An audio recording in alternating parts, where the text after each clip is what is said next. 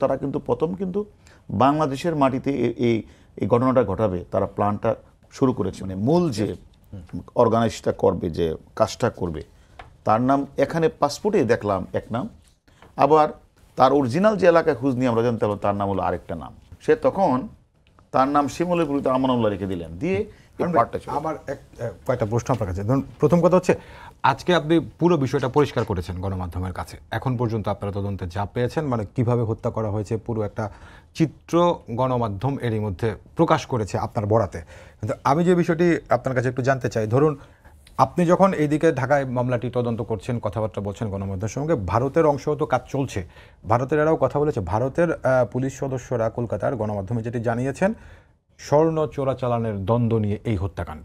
এটি হচ্ছে, আমি ভারতের পুলিশের বরাতে আপনাকে বলছি এই বিষয়টা। তো আমি জানতে চাইছি আপনার কাছে, হত্যাটা কিভাবে করেছে, কারা করেছে, এটি এখন পর্যন্ত আপনি পরিষ্কার করেছেন, কিন্তু কেন এই হত্যাকাণ্ডের এখানে কারণ, মানে কারণ তো আসলে আমি পড়ে আসছি। জি, এখানে আমরা যাকে এখন আমাদের প্রাথমিক তদন্তে মাস্টার মাইন্ড মনে হচ্ছে, সে তো তার বাল্যকালের বন্ধু, একসাথে তারা খেলাধুলা করেছে, এক এলাকার বাড়ি, পাশাপাশি থানা বাড়ি, এবং সেই মূলত যে লোকগুলি আছে আমাদের আরেকজন যে অর্গানাইজার মার্ডারের ক্ষেত্রে, তা সে তো বলেছে এটাকে করার জন্য তারা কিন্তু প্রথম কিন্তু বাংলাদেশের মাটিতে এই ঘটনাটা ঘটাবে তারা প্ল্যানটা শুরু করেছিল। কিন্তু একটা পর্যায়ে তারা গুলশানের বাসায়, এবং তার আরেকটা বাসা আছে হলো বসুন্ধরা, এই গুলশানের বাসাতে সে প্ল্যানে একটা পর্যায়ে তাদের মধ্যে ঐক্যমত হয় না যে না, বাংলাদেশে করলে আমাদের ধরা পড়ে যাওয়ার সম্ভাবনা আছে, এখানে কাজটি করা যাবে না। তখনই তারা এই প্ল্যানটা চেঞ্জ করে তারা ওইদিকে কলকাতার দিকে, তখন কিন্তু ওই যে ভিকটিম, তার সাথে তাদের কারো যোগাযোগ শুরু হয়েছে। তো সেই যখন যাবে, তারা জেনে গেছে যে 12 তারিখ যাবে, হয়তো কথাবার্তা হয়েছে, এর আগেই তারা এখানে প্ল্যানটা করে ফেলেছে। এবং সেখানেই মূলত এই তিনজনকে, আমি যে আগে যে কথাটা বললাম, যে একজন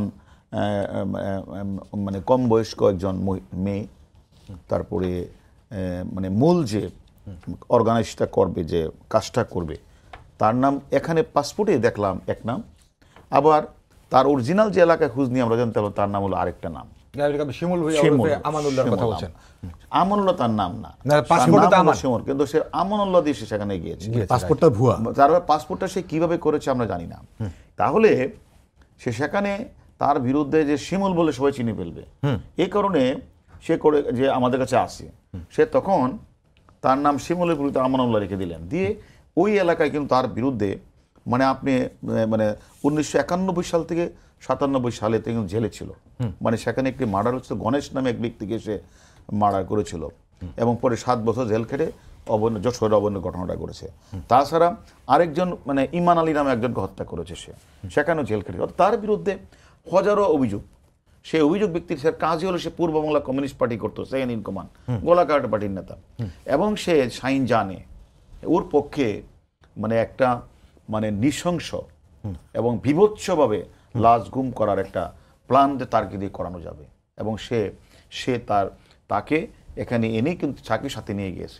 এখানে হারুন, যেটা আপনার কথা বুঝতে তার মানে হচ্ছে, এখানে আমান অথবা মানে শিমুল ভুইয়া অথবা আমান যে হচ্ছে ভুয়া পাসপোর্ট করলো, তিনি হচ্ছে অ্যাসাইন্ড ইয়ের হয়ে, আপনার আখতারুজ্জামান শাহিনের হয়ে সেখানে সে ছিল। হ্যাঁ ছিল। আবার শাহিনকে ওকে দায়িত্বটা দিয়ে 10 তারিখ এখানে মাস্টার মাইন্ড চলে আসে বাংলাদেশে, মানে শাহিন চলে আসে। আর সে ওইখানে 5-6 জনের একটা গ্রুপ সে ঠিক করে কে কোন গাড়িটা ইউজ, কোথায় থেকে গাড়িটা আসবে, কোন ড্রাইভার গাড়িটা নিয়ে আসবে, কাকে কত টাকা দিতে হবে। ওইখানে শুধুমাত্র 2টা ড্রাইভার ইউজ হয়েছে, আমরা প্রাথমিক তদন্ত যেটা মনে হয়েছে 2টা ড্রাইভার।